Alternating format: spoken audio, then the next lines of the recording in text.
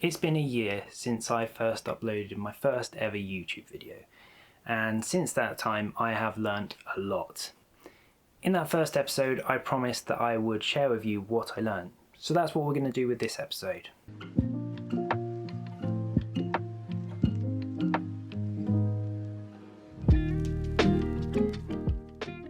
I don't need to tell you what an eventful year it has been.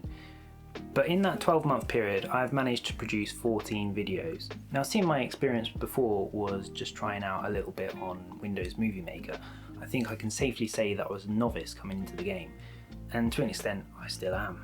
And while I'm certainly not an expert by any stretch of the imagination, there are a few pitfalls, a few tips, and a few tools that I've picked up along the way that could potentially be very useful to you, especially if you're starting out in YouTube in the new year. And I'm hoping that my perspective as someone who's still quite fresh to the whole YouTube game, maybe not like an experienced person who's maybe further along in their YouTube career, is a bit more relatable to you and can give you some information that is really useful to you right now. So let's take a look at three main categories. I would have to say that filming is probably the aspect that I struggle with the most. However, it's also the most rewarding when I tackle it. Now, location is absolutely everything when it comes to filming, and from the very start I chose a location for the meat of my videos, the actual craft, and that was my kitchen, which I refer to as my kitchen studio. Now, the main reason that I chose this location was simply because it had a very large window which let in lots of natural free light. More on that in a sec. I have a DSLR available to me, which is a very handy tool. When I first started out, I thought I had to film absolutely everything on that camera. The result of that was that because the DSLR didn't have a fold-out screen, it was very difficult to frame the shots, especially when doing a top-down shot. Also, for those particular shots, the camera had to be very high up in the air and I had to be able to fully extend the tripod. The result of this was that it was a massive event to be able to film something, and the time that I spent setting up would eat into the time that I had available to create some footage. And then one day I had the rather simple but brilliant idea to create a little cradle underneath the tripod made of rope. That enabled me to be able to put my phone in there and then be able to film. Now, the benefits of this were many. I was able to see exactly what I was filming because the screen of the phone was right in front of me. Also, it freed up the DSLR to be able to film multicam shots, which was a much better utilisation of that camera. And also, just the whole setup time was much quicker. I could just put the tripod on top of the work surface, put the phone into the cradle, and away I went. My main lesson to learn from this is just keep it as simple as possible. If there is a better, simpler solution, go for it. Of all the parts of filming, the part that I find the most difficult is the talking head section. Just like we're doing now. Talking to a camera doesn't really come naturally to me. Many people feel that way. However, the necessity for the talking head section came as a result of struggling to create enough B-roll to cover the intro and outro of each videos. So as a result, here we are. I do feel though that talking to a camera is a very good skill to learn in this day and age, much like learning CPR or licking your elbow. Wait, is that in the script? It is something that I'm definitely hoping to improve, but from a filming aspect, the actual thing that I found most difficult was trying to get a setup that could be set up easily and quickly. I'm hoping that what I've got here at this moment in time maybe works as a good solution. And possibly the major issue that I've encountered in this whole setup is lighting. Now, as I said earlier, if you have natural light available to you and a good source of natural light, definitely use it. It is definitely something that we take for granted. If you can utilise natural light, you can get some fantastic results. Now, there's an obvious downside to using natural light. You don't actually have control of when you turn it on and off. During the winter months, you may have a very slim amount of time to be able to film, and as a result of that, you may find that you have to use some sort of lighting setup. Now, I've tried all sorts of lighting setups, including a little LED pack, which was very useful. What I've recently been using is a homemade creation, which is a light bulb which is encased in some cardboard with foil lining with a bit of shower curtain over the top of it. As a public safety announcement, I should highlight that the light bulb is an LED light bulb that doesn't heat up. Hot light bulbs and cardboard do not mix well. I guess the lesson I have to give from this is be resourceful. Don't be embarrassed to try a solution if it doesn't seem like the most high-tech solution. If it works, it works. You can always plan an upgrade later down the line. I really enjoy the audio part of the process.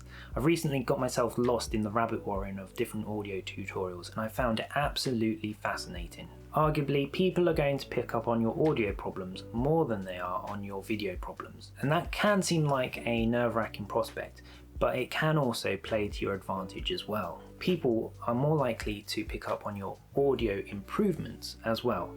So on a very limited budget, you can use some audio techniques that vastly improve the perception of your videos overall. I started recording audio on a cheap lav mic from Amazon, and while it's not the best quality, it's a definite step up from the quality that you would receive from your camera or from your phone. A lav mic can also be a very versatile tool because it's quite small, so you can use it in different locations and also use it for voiceovers if you very much need to. So it's a definite step up in your audio quality from what you would have otherwise. I've recently had the opportunity to borrow my friend's Blue Snowball microphone, which is absolutely brilliant and gives a great audio improvement to your videos, and I've absolutely loved using it. However, recently I've purchased a new microphone, the Boya MM1 Plus. Now this is a shotgun microphone and a very handy one if you are on a tight budget. Now the reason that I went for this is versatility. Due to its size and the ability to be able to mount it on different tripods, I could use it in different applications and different projects. My tip for this is keep this strategy in mind. If you're upgrading certain parts of your equipment and certain parts of your setup, make sure that the new equipment that you get is as versatile as possible. The main reason for this is you want to get as much value and use out of the money that you spend. And with versatility in mind, one of the most versatile tools that you have available to you is your mobile phone. Now when I was younger, I can remember saving up for a new video camera, a new audio recorder, a new SLR camera, all of these gadgets that I wanted to try out. Now if you had shown younger Jordan a mobile phone with all of the tools and things that it has available to us now, it would have blown his tiny little mind. Sometimes we take our phones for granted because manufacturers are constantly telling us that there are newer versions with better features and better tools on them. But when you really look at them as a tool, they are really very useful. For instance, I use my old phones for multiple camera shots, and I also use them for audio recording devices, and I find them very handy to use. Don't overlook the tools that you have available to you. My final tip on recording audio is to do with voiceover stuff specifically. Now when you're doing that, try to keep the sound around you as low as possible.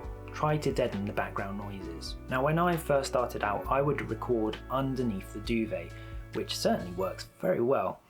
However, there is a problem. When you do a long recording section, this can happen. And I'll catch you on the next episode of Let's Have a Go.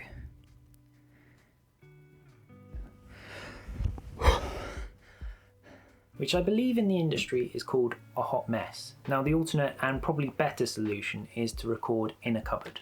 And that's where you find me right now, amongst my clothes and my wife's clothes in the cupboard. While it might not be the most technical of solutions, I feel like it does make the quality of the audio a lot better. It takes a lot of the echo out because these kind of act as baffles, as it were. I guess my tip from this is don't be afraid to look a little ridiculous in certain parts of the production process when people aren't going to see you. Unless, of course, you actually show them what you've been doing intentionally. Oh no, what have I done? Now, I'll keep this section really brief because I still really don't know exactly what I'm doing on this part. I just wanted to highlight a few tools. The first one being Shotcut. Now, Shotcut is an open source tool which is available cross-platform, and I used it for my first few videos. And it's got a really useful tool set, even though it isn't a professional tool. And then one day I stumbled upon an absolute game changer. I stumbled upon DaVinci Resolve. Now the absolute magical thing about DaVinci Resolve is that it gives you a plethora of tools for absolutely free. I mean, the free version doesn't give you the full set of tools, but there is more than enough for you to be able to create all sorts of different features and styles on your videos. The downside though is it does require quite a hefty machine in order to be able to run it, but if you do have a machine that can run it, I definitely would recommend it. Go for it. Now, my main reason for recommending DaVinci Resolve is because there are a lot of tutorials and different videos available on YouTube and other platforms that help you with learning DaVinci Resolve. So while it does have a learning curve, which is quite a steep one, that can be a bit softened by the amount of available advice for you. And also, learning a professional grade software like this is always going to be a useful skill for down the line. Now obviously there are many other tools that are available to you to be able to create videos. These are just two that I found to be useful for me personally. The great thing now is that you can create engaging and high quality videos even from your tablet and your phone, and that shouldn't be overlooked. What I would say though is whatever platform you use, don't be afraid to try out the different features available to you. By doing so, you never know, you might find that you can shorten the amount of time it takes to edit the video, and also you might find ways to input a little bit more of your personal style into that video by means of them. Now my last two pieces of advice aren't related to the other stuff, but they are important. Now my first one is, when you watch your video, watch it after you upload it, but then maybe leave a few weeks or a few months after you watch it again. What that does is gives you the opportunity to be able to view your video with fresh eyes, as if you were a brand new user. Now doing that, you might find yourself pleasantly surprised by the quality of the video. You might find that it is actually engaging and that it has achieved exactly what you want, something that you might have missed when you're actually editing the video. And also, it gives you an opportunity to maybe pick up on some of the things that you need to improve further down the line. Secondly, write down what you need to improve about your videos and what also worked as well. This can really help you to identify the good points about your videos and also help you to focus on the improvements that you need to make, and that will matter. For instance, this is my YouTube channel and it's really helped me to identify some things that I can improve on in my videos. Let's take a look and see what's inside. Dear Diary, I made a video today and it was absolutely awesome. Yep, sounds about right. Well, there you have it, my first experience of my teetering steps into a YouTube channel, and I hope you found it useful, the rundown of what I've been able to achieve in the last year. If you've enjoyed it or found it informative, make sure to give it a like. And if there's anything you want to see me try in the new year or any improvements you want me to make sure to leave them in the comments below. Also, be sure to subscribe so you can keep up to date with all the cool things that I learn in the new year. As always, thank you for watching, and I'll catch you on the next episode of Let's Have a Go.